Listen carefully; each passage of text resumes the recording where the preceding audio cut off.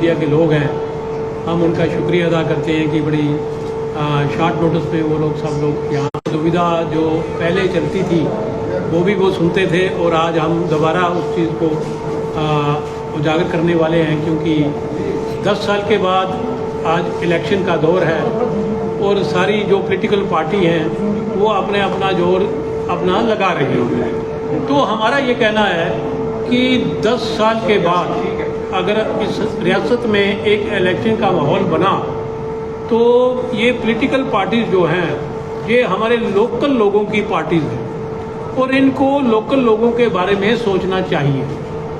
देखें, ये जो हमारा जो डिज़ास्टर हुआ ये 2021-22 में हुआ और तब से हमने कोई भी जगह नहीं छोड़ी जहां हम नहीं गए और एक ही यहाँ था कि यहाँ पे ऐसी प्रशासन है, हम कुछ नहीं कर सकते, हमारा जोर नहीं चलता। लेकिन आज इलेक्शन आ गई है सर पे, ये तो वेरी अनफॉर्चुनेटली हम ये चाहते थे कि ये स्टेटहुड बन के इलेक्शन हो, लेकिन आज चलो स्टेटहुड तो नहीं अभी बना, वो बन जाएगा इसके बाद। लेकिन फिर भी जो इलेक्शन है हम दिल्ली गवर्नमेंट का भी शुक्रिया अदा करते हैं कि एक इलेक्शन प्रोसेस को उन्होंने यहाँ पे शुरू किया और माननीय जो हमारी ऑनरेबल सुप्रीम कोर्ट है उसकी डायरेक्शन भी थी कि लोगों को एक अच्छा माहौल दिया जाए और उस माहौल के तहत ये जो इलेक्शन है आज हमारी स्टेट में कंडक्ट होने जा रहे हैं। तो हमारी ये प्रार्थना है सब पॉलिटिकल पार्टीज से कि हमारे लोगों का जो यहाँ पे तबाही हुई वो 2021 और 22 में यहाँ पे तबाही शुरू हुई हमारी और ई ऑक्शन के बिडिंग सिस्टम ला के और इनको हमने कहा था कि हम बिडिंग में नहीं बैठ सकते। आपने देखा होगा कि कितनी बड़ी बिड चली गई और ये बिड जो है ये बिड गवर्नमेंट का रेवेन्यू तो उन्होंने कहा कि हमारा बड़ा एक लाइसेंस पार्ट जो कंपोनेंट था वो बड़ा, वो कहते हैं कि बड़ा, लेकिन उसके बरक्स देखें तो पूरे जम्मू के लोगों का, कश्मीर के लोगों का जो लीकर लवर थे, जो इसका सेवन करते थे, उनको बहुत बुरी तरह से लूटा गया और इतना रेवेन्यू जो ये क्लेम करते हैं उतना रेवेन्यू नहीं आ सका।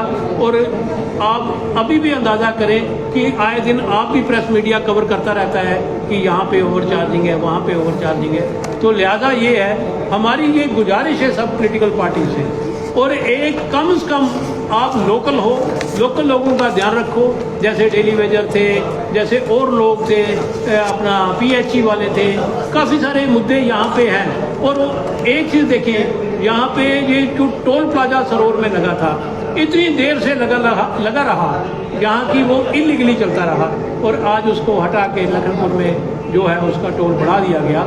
लेकिन इतनी देर प्रोटेस्ट जो राजपूत सभा थी उसने बेखूबी उसका प्रोटेस्ट किया, लेकिन उनके साथ भी क्या हुआ और जम्मू की कोई सुनवाई नहीं हुई।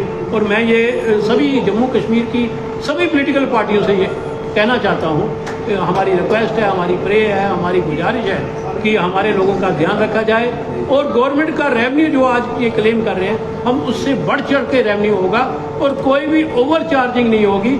और कोई भी जिससे देखें ओवर चार्जिंग के माध्यम से जब ये चीज़ें होती हैं तो उसमें गवर्नमेंट की भी बदनामी होती है, डिपार्टमेंट की भी बदनामी। हमारे ज़माने में डिपार्टमेंट का जो इतना लेवल था और हर आदमी जो था वो एक सिस्टम से जुड़ा हुआ था और एक तरीकाकार था, आज वो तरीकाकार नहीं है। हमारा ये कहना है कि कम से कम हमारे बारे में सोचा जाए। हम देखें, एक चीज़ और है, हम शराब का ट्रेड करते थे, शराब का मतलब ये नहीं है कि हम शराब को बेचना चाहते हैं, हमारा लाइवलीहुड जुड़ा था। हम अपने लाइवलीहुड की बात कर रहे हैं, 60-70 साल हमारे साथ देखें। ये हमारे फॉर्मर प्रेसिडेंट हैं, मिस्टर जसरोटिया हैं, ये फॉर्मर प्रेसिडेंट रहे हैं, ये दिग्विजय जी हैं, फॉर्मर प्रेसिडेंट है, मैं भी प्रेसिडेंट रहा हूँ, आज मैं स्पोक्स पर्सन हूँ उनका। तो कहने का मकसद है, हमारे साथ उधमपुर से लोग आए हैं, कठुआ से लोग आए हैं, सांबा से लोग आए हैं, तो एटलीस्ट हमारे बारे में सोचा जाए। और हमारी जो रोटी रोजी है, हम सिर्फ अपनी रोटी रोजी को लेके बैंकरप्ट हो चुके हैं हमारे लोग, क्योंकि हमारा एक सिस्टम चल रहा था, बच्चे दर हो गए हैं। तो कम से कम हमारे लिए ये सोचा जाए, ये हमारी गवर्नमेंट जो भी बनेगी उसका ये दायित्व है कि वो हमारे बारे में सोचा जाए। आगे आपको एक्सप्लेन करेंगे हमारे फॉर्मर प्रेसिडेंट दिग्विजय जी। देखिए, 223 लाइसेंस थे जम्मू कश्मीर में और उसके ऊपर 350 फैमिली रोज़ी रोटी कमा रही थी, क्योंकि एक एक लाइसेंस पे 2-2 3-3 फैमिली भी थी। और कम से कम 1200-1300 हमारे के साथ सेल्समैन थे, हेल्पर थे, अकाउंटेंट थे, जो सारे बेरोज़गार हो गए हैं। मेरे पास कुछ डाटा है जो मैं आपके सामने रखना चाहता हूँ। ये डाटा हमने एक्साइज डिपार्टमेंट की जो साइट है वहाँ से लिया है। हमने 2019-20, क्योंकि जो 20-21 का समय था उसमें कोरोना आ गया था, तो उसमें कम से कम 5 महीने हमारी दुकानें बंद रही थी। लेकिन हम अगर एक साल पीछे जाएं, 19-20 में 223 दुकान थी और 663 बोतल पर मंथ पर शॉप बेचती थी अंग्रेज़ी की, और देसी की 10,756 बोतल पर मंथ पर दुकान। आज का डाटा देते हैं पिछले साल का 23-24 का, जो ऑक्शन में है। ये अंग्रेज़ी की बोतल बेचते हैं सिर्फ 4,000, हम 600 बेचते थे पर मंथ पर दुकान, ये 4,000 बेच रहे हैं। हम जो कंट्री लिकर थी वो 10,000 पर मंथ पर शॉप बेचते थे, ये बेचते हैं 7500। हमारे टाइम पे जो कंट्री लिकर की बोतल थी वो 300 की थी, आज 400 की है। तो हम कितना रेवेन्यू देते थे? हमारा रेवेन्यू हर साल 15 से 20% रेवेन्यू हमारा बढ़ता था। लेकिन आज रेवेन्यू वहाँ का वहाँ है। जब हमने ट्रेड छोड़ा तो 1778 करोड़ रुपया हमने उस साल दिया था, लेकिन जब इन्होंने ऑक्शन की तो 1772 करोड़ रुपया आया, यानी कम आया। और उसके पीछे जब कोरोना नहीं था तो 2048 करोड़ रुपये हमने रेवेन्यू गवर्नमेंट को दिया था। ये गवर्नमेंट कहती है कि ऑक्शन करने से जो बोली का पैसा आता है वो 300 करोड़ आता है। ये 300 करोड़ रुपया जो वो हम देते थे, उस वक्त हमसे 40% एडिशनल लाइसेंस फीस ली जाती थी, 10 रुपये पर बॉटल लाइसेंस फीस ली जाती थी, और 4 लाख रुपया जो साल का उनको देते थे लाइसेंस फीस वो अलग थी। तो टोटल मिला के हमारा रेवेन्यू जो था उनसे ज़्यादा था। 29 लाख बोतल कम बिकी थी जेके स्पेशल विस्की की पहले साल, और 30 लाख बोतल कम बिकी थी अंग्रेज़ी की। हमारे टाइम पे जो अंग्रेज़ी बोतल की जो मैंने कहा 600 बोतल देते थे, उसकी एवरेज जो निकालते थे हम बोतल की 800 रुपये होती थी। आज बोतल की एवरेज कीमत जो है अंग्रेज़ी की वो 1000 से ऊपर है। तो हम रेवेन्यू ज़्यादा देते थे। हम ये इसलिए आपको बताना चाहते हैं कि ये सिस्टम जो है ये फॉल्टी सिस्टम है। एक तो जम्मू का ट्रेड था।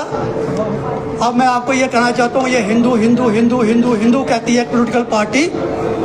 ये ट्रेड पूरा हिंदू ट्रेड था। 223 लाइसेंसी जो थे सभी हिंदू थे, एक भी मुस्लिम या और कोई नहीं था। जब 370 तोड़ा, यहाँ लेफ्टिनेंट गवर्नर की सरकार आई, तो सबसे पहला प्रहार जो हुआ वो इस ट्रेड के ऊपर हुआ था, जिसमें 12 के करीब विडो थी, हमारी सीनियर सिटीजन थे। और जब ये लाइसेंस इशू हुए थे तो उस वक्त हमसे ये एक एफिडेविट लिया जाता था अनएम्प्लॉयमेंट यूथ का।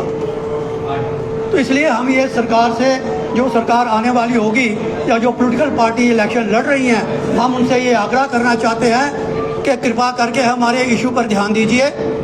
कुछ पार्टियां हमारे इशू पे बोल भी रही हैं अपने इलेक्शन के दौरान, तो हम चाहते हैं जो पार्टियां नहीं बोल रही हैं वो भी हमारे इशू को उठाएं, क्योंकि ये रोज़ी रोटी का मसला है और जम्मू कश्मीर के लोगों का मसला है। इलेक्शन अब चल रही है, जो डिसीजन गवर्नमेंट ने लेना था ले लिया, अब हमारी बारी है।